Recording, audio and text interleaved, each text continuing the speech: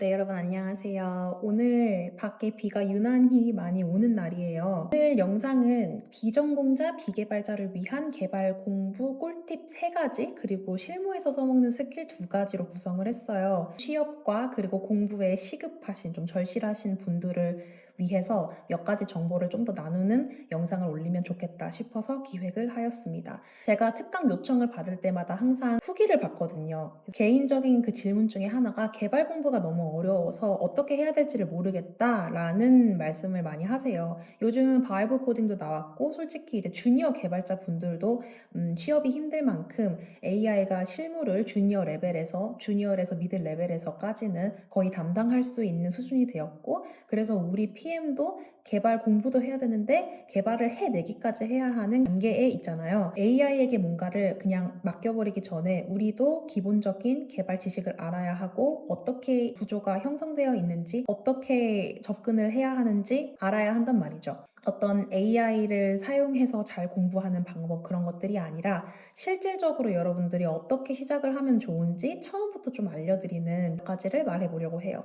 우선 첫 번째로는 너무나 당연한 이야기지만 작은 프로젝트부터 질문하지 않고 그냥 시작하는 건데요. 저의 경우는 개발을 공부하는 게 이론적으로 공부하는 것은 절대 필요하지 않다고 생각해서 인프런에서 강의를 듣기보다는 제가 그냥 노코드 툴을 활용해서 직접 웹사이트를 만들어 보는 것부터 시작을 했어요.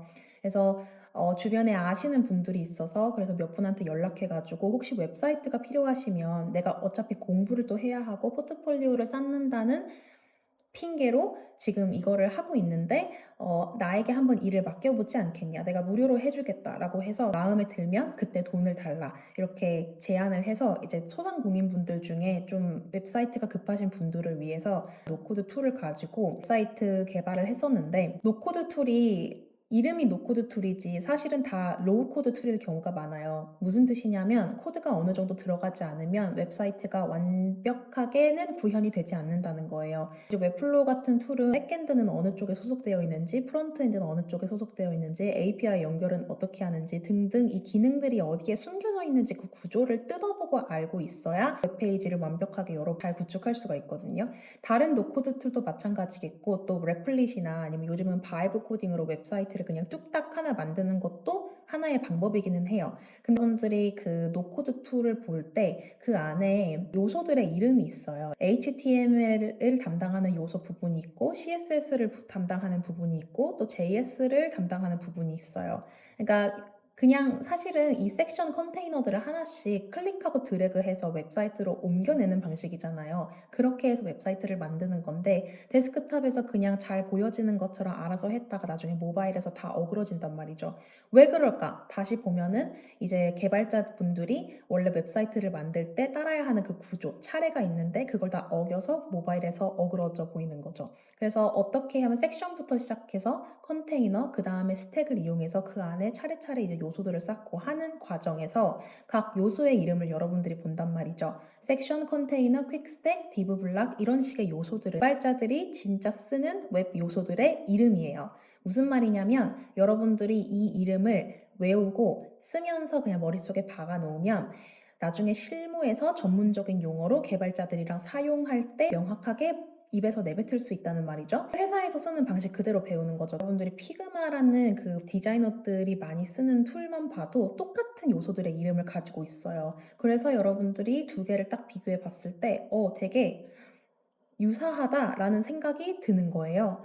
굳이 웹플로우를 고집할 필요도 없어요. 근데 워드프레스를 하셔도 되고 뭐 버블을 하셔도 되고 상관은 없지만, 제가 보기에는 웹 요소의 이름을 잘 고유한 그 명사 그대로 가지고 있고, 동시에 백엔드, 프론트엔드, API 부분, 뭐 CMS 이 부분의 구조를 잘 나눠서 설계한 툴은 웹플로우예요. 그래서 저를 굉장히 많이 추천을 합니다. 실제로 회사에 들어간다면 여러분이 특히 PM이고 또 매니저시라면 PM 디자인분들과 협업할 때 디자이너분들이 쓰시는 피그마라는 툴을 어쨌든 배워야 하실 거고, 정말 많은 소통을 개발자들과 하셔야 할 텐데 어차피 해야 한다면 이런 식으로 저는 준비하는 것도 추천드립니다. 실제적으로 배우면서 부딪히면서 공부하시는 걸 저는 추천드리고요.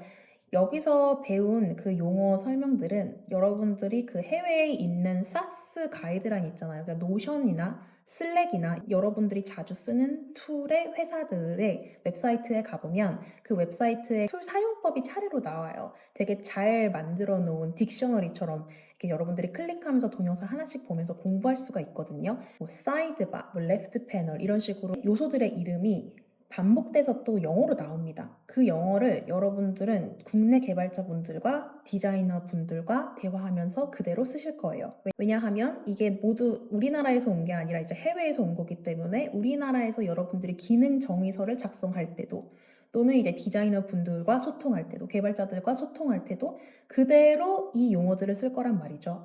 여기 필터링을 적용합시다. 이걸 클릭하면 드롭다운이 내려와야 합니다. 여기에 섹션 하나를 더 추가합시다. 한국어로 얘기하는 법은 없단 말이죠. 두 번째로는 커뮤니티를 적극 활용하는 건데 혼자 공부하다가 막히면 포기하기가 너무 쉬우니까 개발자 커뮤니티나 디자이너 커뮤니티에 무조건 참가하시는 거를 저는 추천드려요. 이게 오픈 카톡방도 있고 디스코드도 있고 우리나라가 정말 카톡방이 많습니다. 그리고 여러분이 원하시면 사람을 또 모집할 수도 있어요. 카톡방만 들어가면 뭐 창업이라는 키워드만 검색하면 네트워킹을 하고 싶어 하는 사람들의 단톡방이 있거든요. 1000명이 넘어가는 단톡방도 심지어 있어요. 얼마나 여러분들이 절실하느냐에 따라서 쉽게 찾을 수 있느냐 없느냐가 결정될 것 같아요. 저도 그 창업 관련된 네트워킹 단톡방에서 개인적으로 UX를 공부하고 싶어서 스터디원 한 5명을 모집했었고 선착순으로 받았는데도 막 대학생 창업가도 있었고 경영학과 학생, 개발자, 뉴욕에 있으신 디자이너, 뭐 캐나다에 있으신 디자이너 저를 포함해서 6명까지 모여서 같이 스터디를 형성해서 6주 동안 열심히 공부하고 그걸 PDF로 내서 웹사이트까지 만들고 배포한 적도 있어요. 그걸 또 네이버 프리미엄 콘텐츠에 팔기도 했고요. 공부하면서도 그거를 수익화시켰던 저만의 그런 좋은 사례인데 그런 식으로 여러분들이 모으셔서 모임장으로 활동을 하면서 내 포트폴리오도 챙기고 일석삼조의 효과를 누리실 수도 있어요. 우리나라에선 캐치라는 대학생들과 취준생들을 위한 무료로 카페를 제공하면서 무료 전문가들을 모셔서 테크 쪽에서 근무하시는 분들과 학생들을 또 온라인이나 오프라인 클래스로 이어주는 회사가 있는 걸로 알고 있는데 진학사에서 진행하는 걸로 알고 있고 캐치 같은 그런 커뮤니티도 적극 활용하셔서 공부를 한다거나 아니면 같이 작은 웹사이트를 만들어 본다던가 하는 정말 소소하게 작은 프로젝트부터 시작하는 거 저는 너무 추천드립니다. 세 번째로는 목표에 맞는 언어를 배우는 거예요. 무슨 말이냐면 이제 개발을 어디서부터 시작해야 될지 모르겠어요 해서 무조건 JS부터 시작하거나 뭐 HTML부터 시작하거나 그러시면 안 돼요. 제가 그랬는데 나중에 많이 후회했어요. 저는 HTML이랑 CSS를 정말 기초만 이렇게 빨리 공부하고 나중에 이제 웹플로우 공부하면서 실제로 이렇게 쓰이는구나 하고 이제 알았고 제가 그때로 다시 돌아갔으면 제 목표에 따라서 전략적으로 선택했을 거예요. 예를 들어 여러분들이 데이터 팀과 좀 더 밀접하게 회사에서 일을 할 거다.